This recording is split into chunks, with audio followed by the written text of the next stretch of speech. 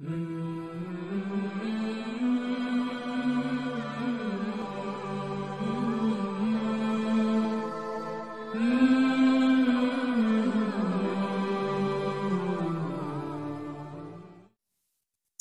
yang dirahmati oleh Allah Subhanahu wa Ta'ala. Kemudian, pada hikmah setelahnya, Al-Imam Ibnu Athaillah As-Sakandari melanjutkan, Al-huznu ala fuqdani ta'ati ma'a adamin nuhudi ilaiha min alamatil ightirari. Penyesalan karena hilangnya kesempatan melakukan ketaatan yang tidak disertai dengan upaya untuk bangkit melaksanakannya adalah bagian dari tanda-tanda ketertipudayaan seorang hamba. Penyesalan tapi tidak disertai dengan usaha yang kuat untuk melakukan ketaatan yang tertinggal tersebut adalah bukti dari ketertipu-dayaan. Jamaah yang dirahmati oleh Allah Subhanahu wa Ta'ala. Di sini dikatakan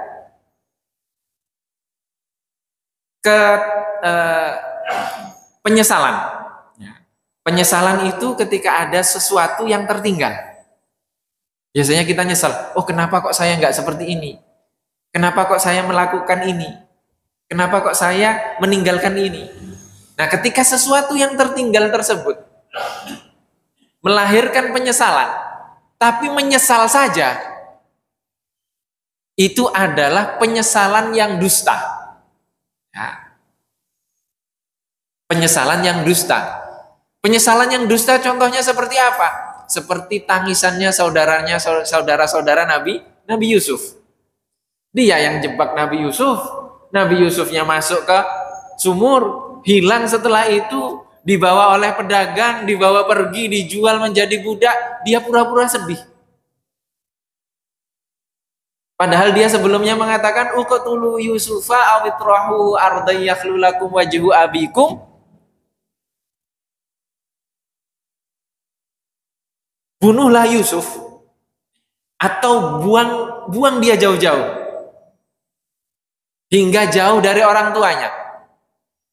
Watakunu mim ba'dihi qauman sholihin. Dan setelah itu kita saudara-saudaranya Yusuf ini jadi orang-orang yang soleh. Bagaimana bisa membunuh orang setelah itu jadi orang soleh?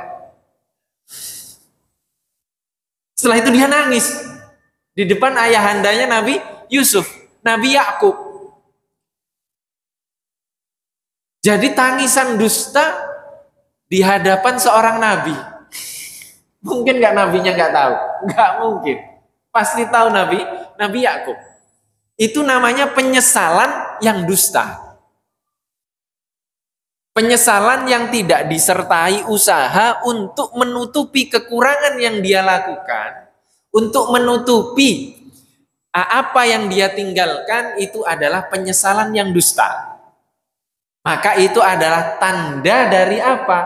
Tanda bahwa hamba tersebut, orang tersebut adalah orang yang sudah masuk dalam ketertipudayaan.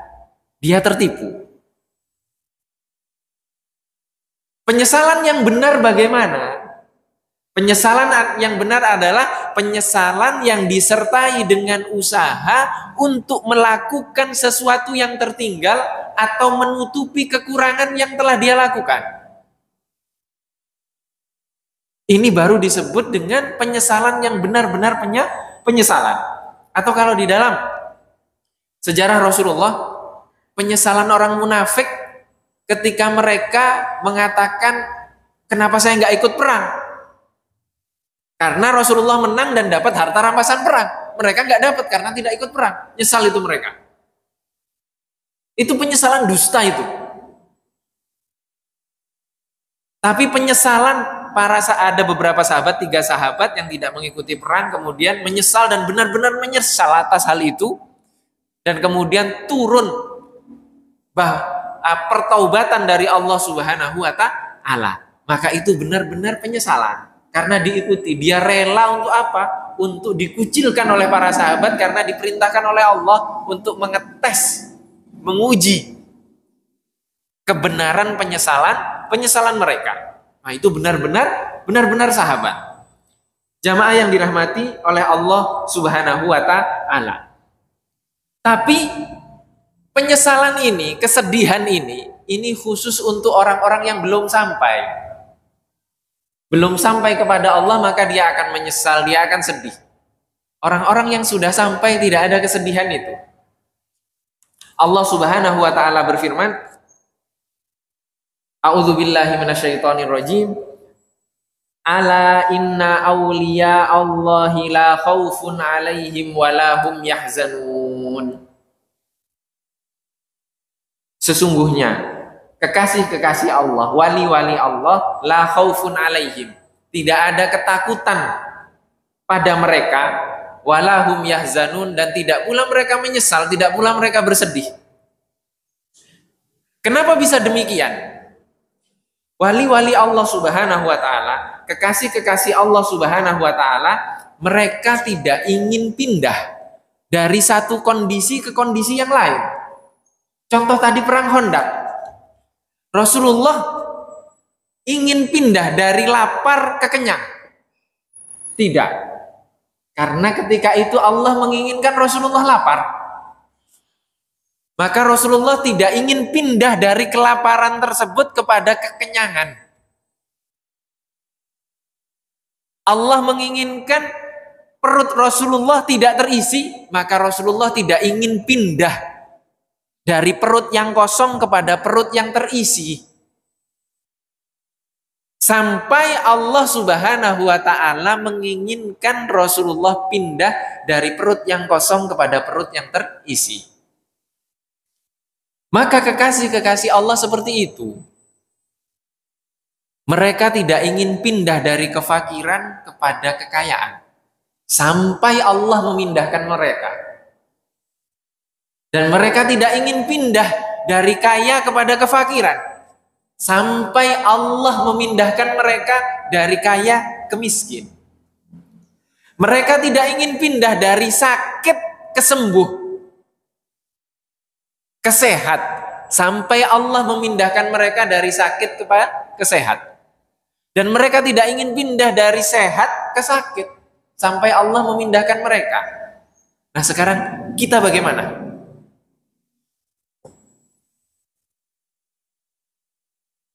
...50 tahun sehat, usia 50 tahun asam urat. Ya Allah, begini banget sih engkau ya Allah, nakdirkan saya asam urat, gak bisa jalan, gak bisa ke masjid, begini. Kalau wali Allah gak seperti itu. Dinikmati dulu sakitnya. Berobat, sembuh gak sembuh urusan Allah. Kalau kita tidak, sehari 2 hari dokternya disalahkan, gak sembuh, pindah dokter lain, pindah begini, sampai dokternya rumah sakit semua disalahkan. Kalau perlu setelah itu nyari alternatif. Jangan berobat ke saya, nanti kalau sembuh saya jadi dukun.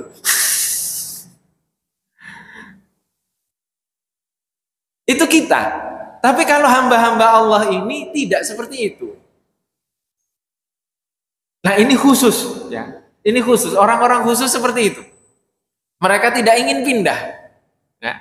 Tidak ingin pindah dari satu kondisi ke kondisi yang lain kecuali Allah yang memindahkan mereka. Ini adalah hamba-hamba Allah Subhanahu wa taala. Wa qalu, maka di sini ditafsirkan oleh Al-Imam Ahmad Ibnu Ajibah, wa qalu alhamdulillahilladzi adzhaba 'annal hazan. Dan mereka berkata, alhamdulillah, segala puji bagi Allah Subhanahu wa taala, alladzi dzat yang adzhaba menjauhkan anna dari kami al-hazan, kesedihan atau penyesalan. Jadi kalau sudah hamba Allah di titik ini, bagi dia siapapun presidennya nggak mikir dia. Siapapun yang memimpin, siapapun yang begini, dia sudah tahu kehendak Allah di mana. Berusaha tidak? Ya berusaha, jelas. Dia tidak memikir kondisi itu bagaimana. Karena dia faham kehendak Allah, faham hikmah di balik itu. Dia tidak akan sedih. Dia tidak akan takut. Maka di sini tidak ada perbedaan antara apa? Yang strata sosialnya tinggi dengan strata sosialnya di bawah.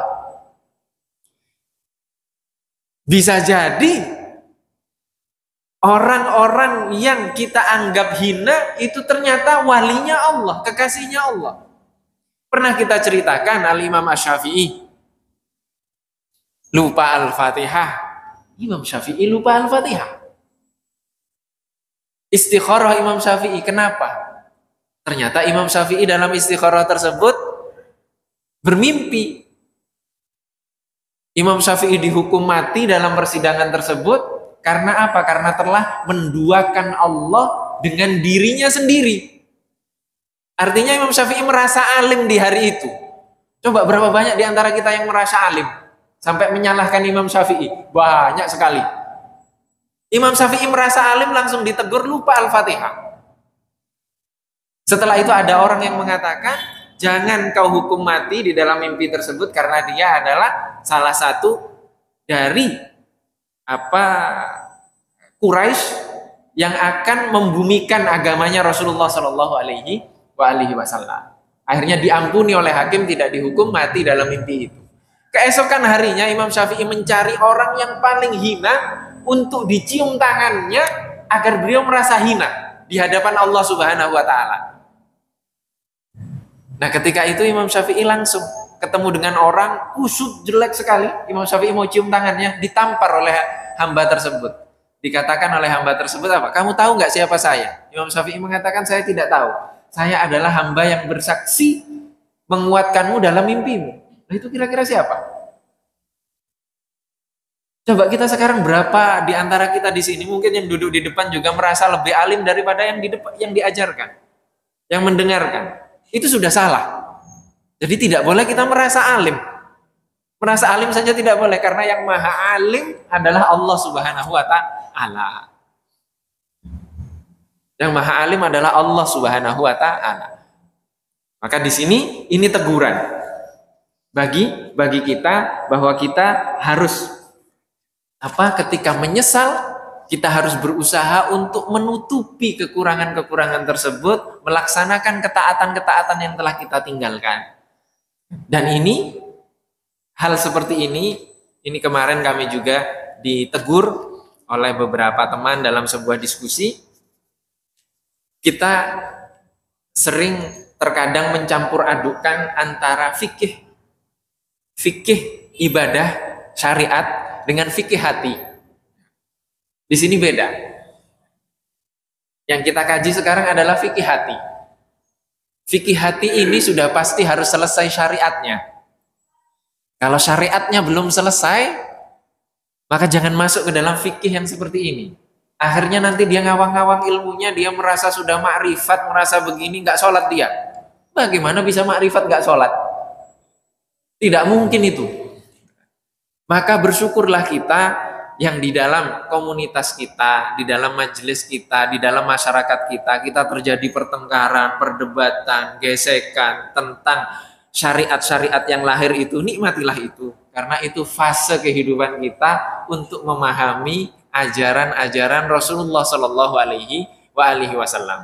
Karena setelah melalui fase itu, kita akan masuk kepada fase-fase seperti ini. Oh, ternyata kalau kita punya ilmu itu ujiannya cuma satu. Setelah itu apa? Sombong.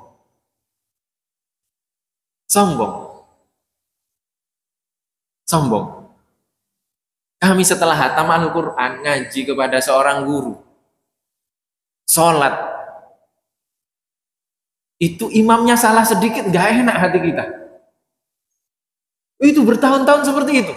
Setelah hatam Al-Quran kepada guru, diberikan lisensi, izin untuk mengoreksi bacaan orang, kita pengennya semua orang kita koreksi bacaannya. Setelah hidup sekian tahun di masyarakat, kita baru paham, berarti selama ini saya nggak ikhlas. Bukan sholat itu khusyuk menghadap kepada Allah, malah sholat kita mengoreksi bacaan imam. Khusyuknya di mana? Nah, itu baru masuk kepada fikih. Fikih apa? Fikih hati. Memperbaiki hati. Bagaimana sholat kita khusyuk? Siapapun imamnya. Siapapun imamnya. Demikian juga imam juga berpikir juga. Imam juga berpikir, ya kalau bacaannya nggak benar, tidak layak untuk jadi imam, ya jangan maju. Karena apa? Karena di belakangnya masih banyak orang yang belajar seperti kami ini, nanti kami nggak khusyuk. Jadi harus koleksi antara dua sisi tersebut. Dan itu harus bertahun-tahun kita bisa memahami itu. Setelah perdebatan-perdebatan panjang tentang fikih-fikih syariat yang zahir itu. Ternyata istiqomah itu tidak bisa lahir saja, tapi juga istiqomah itu juga batin. Dan bayangkan bagaimana Rasulullah Shallallahu Alaihi Wasallam mengajak para sahabat untuk melaksanakan syariat yang lahir tersebut dan syariat yang batin. Sampai Rasulullah Shallallahu Alaihi Wasallam mengatakan, demi Allah, aku melihat ruku kalian dan kehusyuan kalian. Nah, kalau kita sekarang, siapa ada imam yang bisa melihat kehusyuan makmumnya? Tidak ada. Bahkan imam melihat kehusyuannya sendiri pun kadang tidak. Termasuk yang duduk di depan ini. Maka disinilah kita diminta dalam kajian-kajian seperti ini untuk mengoreksi lahir dan mengoreksi batin kita, dan semoga Allah Subhanahu wa taala selalu membimbing kita dan memperdekat kita kepada Nabi Muhammad Shallallahu alaihi wasallam, dan semoga Allah Subhanahu wa taala mempertemukan kita dengan Nabi Muhammad Shallallahu alaihi wasallam di dunia sebelum di akhirat. Allahumma amin. Ini yang dapat kita kaji pada kesempatan kali ini. Mohon maaf apabila ada kekurangan. Wabillahi taufiq wal hidayah wa ridha wal inayah. Wassalamualaikum warahmatullahi wabarakatuh. Subhanakallahumma wa bihamdika asyhadu an la ilaha illa anta astaghfiruka wa atubu ilaik.